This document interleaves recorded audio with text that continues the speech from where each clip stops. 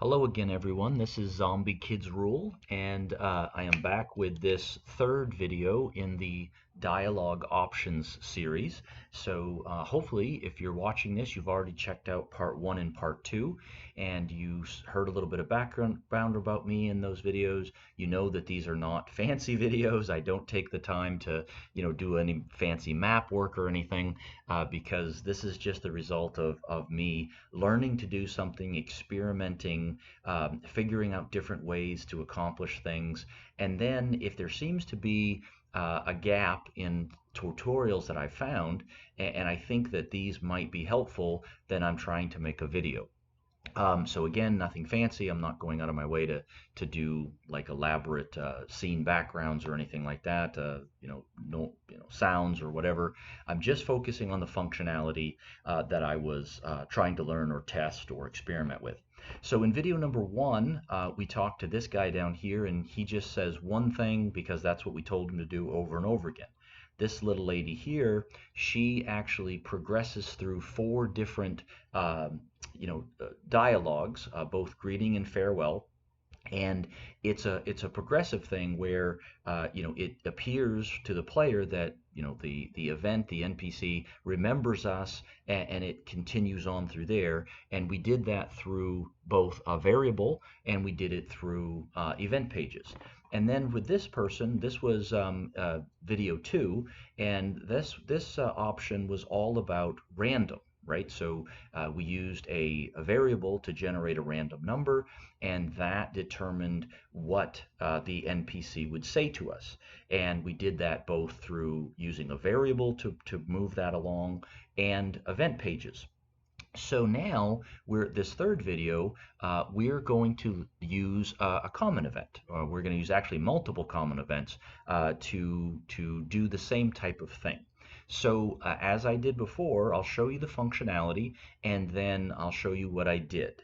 And I also tweaked this a little bit because during testing, I wanted it to cycle through the four different greetings and the three different farewells, and then start over again, so I could test to make sure it was doing it. So I modified that so it only actually cycles through once. But for my personal testing, I had changed it a little bit. So let's see what this lady actually does. So we're going to go up here and talk to her, and she's called an uncommon young lady. She says good day, and then bye. And then when I select her again, she's going to do a random greeting from another common event. Hello again. So she seems to remember us. Goodbye. And then when we select her again, she's going to do a random from another common event. And now she's starting to get a little up. She's starting to get a little annoyed with us. You're starting to make me feel uncomfortable. Maybe you could talk to someone else. And then this last time, it's gonna trigger a fourth common event, and now she doesn't like us anymore because we've bothered her four times in a row now. Why don't you go bug someone else? You adventurers are all the same. And now if we talk to her again, she's gonna stay with that same attitude. Why don't you go bug someone else? Don't make me call the guards. Leave me alone, and don't bother to come back. So when we go over here, we did the exact same thing, but just using a different method. And so when we talk to her, oh my, a group of adventurers, how exciting. And both of these events have the same text choices. They just are going to show up randomly. The random farewell until next time. Now we're going to talk to her again, and she's going to remember us. We meet again. Bye. Then we're going to talk to her again. Now she's getting annoyed with us. You're starting to make me feel uncomfortable. That was actually just random chance that was the same as the other one. Not to be rude, but I have things to do. And now she's just completely annoyed with us. Go away. For God's sake, just go away. And if we keep selecting her, she's going to stay in that last mode. Leave me alone. Good riddance. Why don't you go bug someone else? Don't make me call the guards. So so let's take a look at how that worked. So the first option was again using a single event page and using a variable to move things along. But this time not only do we have the variable talk to NPC3, right? Because I had to break up the different NPCs, and the variable is set at 0 when we start the game. So this one is going to trigger first, right? This is going to always happen first.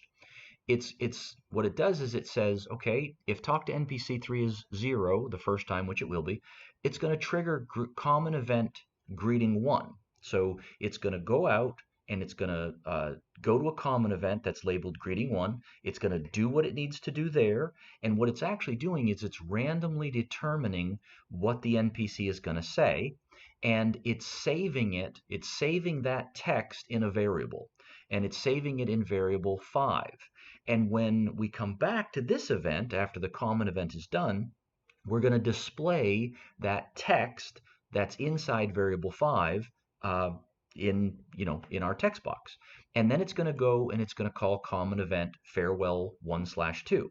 And it's going to do the exact same thing using the exact same variable. It's going to randomly determine, okay, what do I want to say? I'm going to save that text inside of that variable 5, and we're going to come back and I'm going to show it. And then the way this is structured, it's going to skip all of these because talk to NPC is not 1, it's not 2, it's not 3.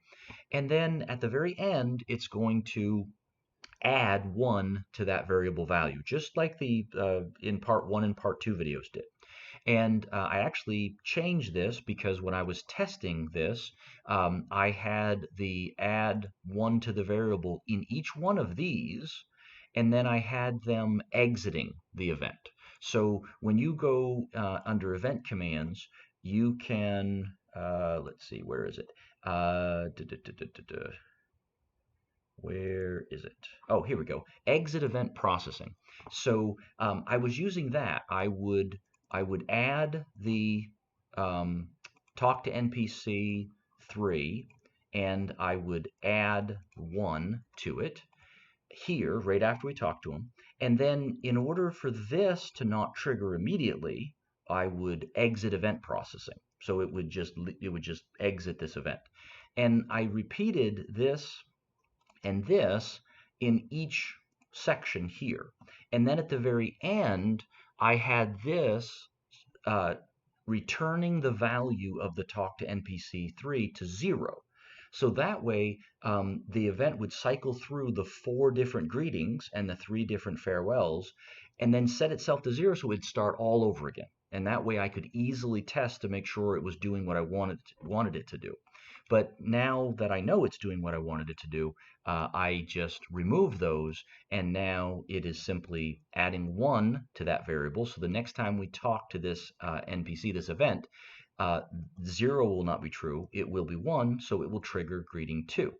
And then it'll trigger farewell 1 and 2, because farewell 1 and 2, farewells, what she says or as a farewell, seem to apply to both the first greeting and the second greeting, right? The first hello and then the hey, I remember you kind of greeting. And then again, once it goes through this one, it will skip 2, it will skip 3, and it'll add 1 to the variable. And then the next time we talk, it will trigger this one. And it will go to greeting 3 and farewell 3, and then it'll add 1 to the variable. And the next time we talk to them, you notice that this is if it's greater than or equal to 3. Because what we want here is that because of the way this is designed, every time we talk to the NPC, it'll add 1 to the variable. But we want this to continue to be what is said. If I had this as just equal to 3, then what will happen is that the first time it's equal to 3, it will do greeting 4 and farewell 4, but then it's going to add to that variable. And when we select this again, the variable will now be 4. So this will not be true, this will not be true, this will not be true, and this will not be true. So nothing will happen, and it will just add to the variable. So that, if we want the NPC to just ignore us, well, that's fine, but that's not what we want to do because it would look really strange in the game. We would just suddenly say, oh, this NPC is no longer functioning. So that is why this right here needs to be greater than or equal to 3. And that will make it so that every time we talk to this event, it will trigger this same greeting for, farewell for over and over again. Okay, so that's how we did this one. And you notice the difference here is that we're saving text inside a variable. And we're going to display that variable, variable 5, and I'll show you that in the common events. So the other option is using event pages. So again, just like in the first two videos with the other options, if you wanted to conserve on a variable, you could use event pages, and or maybe that's just your preference. Maybe you like that better. Maybe you think it's cleaner. And so here, the first time we talk to this NPC, this event, it's going to do greeting 1. It's going to do exactly the same thing that the other version did. It's going to go out, randomly decide what to say. It's going to store that text inside variable 5, and we're going to come back and display it. It's going to do the farewell 1 and 2, and then it's going to turn on self switch A because we want to move this to page 2. So now page 2 of the event, self switch A is on. That's the condition. It'll be met. And it will, when we talk to this event again, when we trigger this event, it'll do greeting 2, then it'll do farewell 1, 2, and then it'll turn self switch B on, which of course will trigger page 3. And now self switch B is the page, the highest page with the conditions that are met. And when we activate this event again, it will play greeting 3, it'll play greeting 4, or it will reach out to those common events, I should say, and bring them back, and then it'll turn on self switch C. And then, of course, the highest page, page 4, is self switch C. This is the one where we're going to stay, right? We're going to do greeting 4, we're going to do farewell 4, and then we're not turning any switches off, we're not changing anything. So this page will remain the highest page where the conditions are met. And so every time we interact with this event, with this NPC, it'll do common event greeting 4 and common event farewell 4. And of course, we could turn these self switches off if we wanted to. We could either turn them off when we set self switch in here, when we turned on self switch B, we could turn off self switch A. And when we turned on self switch C, we could turn off self switch B. Or when we triggered this page, we could turn off self switch A and B. It doesn't really matter because as long as self switch C is on, this is the page that will be activated. So that's how these events on the map run. So now when we look at the common events, I have common event greeting 1, greeting 2, greeting 3, greeting 4, farewell 1 and 2, farewell 3, and farewell 4. And they all behave essentially the same way. This one is a little different because in another tutorial, I'm going to show how we can trigger a common event, greeting 1, and then the first thing that common event does is looks to see if it needs to trigger a different common event.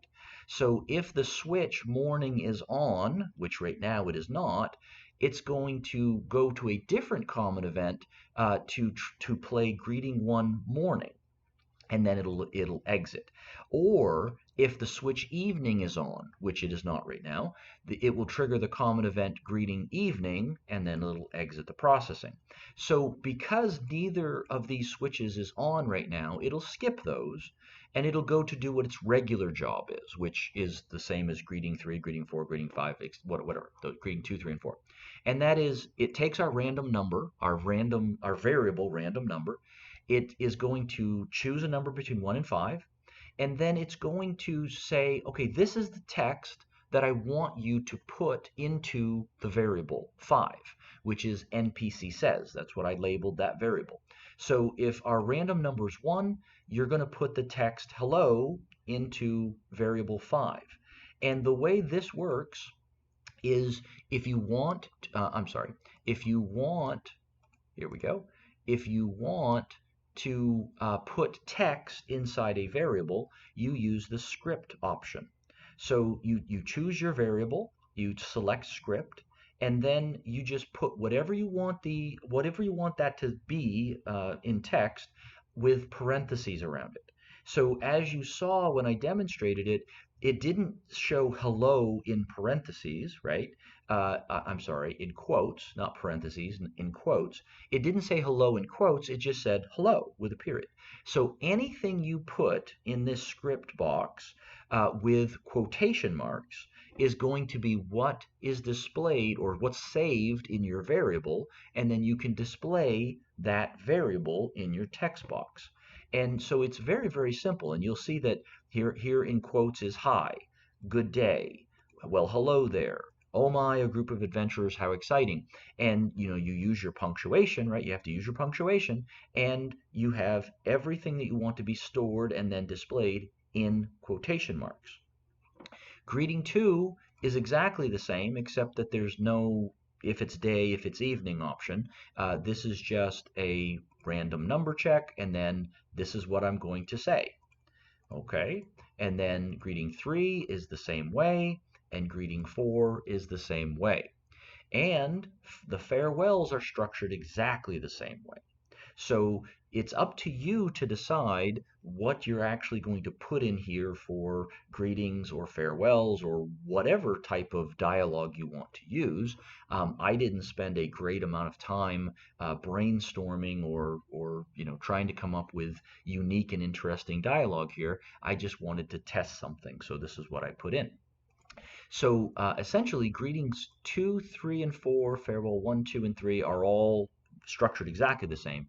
And greeting 1 has the beginning for a switch, and that's because it's going to be in a later video.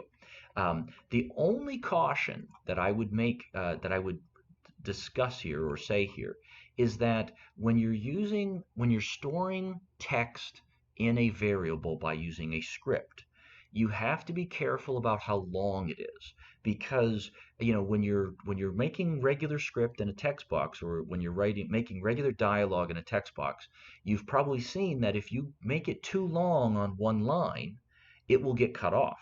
So you have to pay attention, right? So if I'm here and I'm making text, there's this little line here that may be hard to see, but there's this line. And so if I'm sitting here and I'm making text, if I go beyond that line, this portion is going to end up being cut off on the screen. And so when you're doing this, when you're writing the text in a show text command, you can control how long the lines are. But when you're returning this text, you're saving this text in a variable, and then you're using the variable to display it in the text, in the show text option.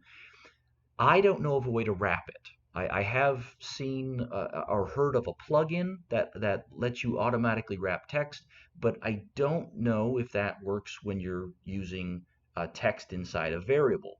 I don't use plugins right now, so I have no idea, and I don't even know if that's possible, but I haven't explored it. So I would just caution you that if you're going to use this save text inside a variable, watch how long it is, and you're going to have to test it in your game to see, is whatever I'm putting in there too long? Is it getting cut off?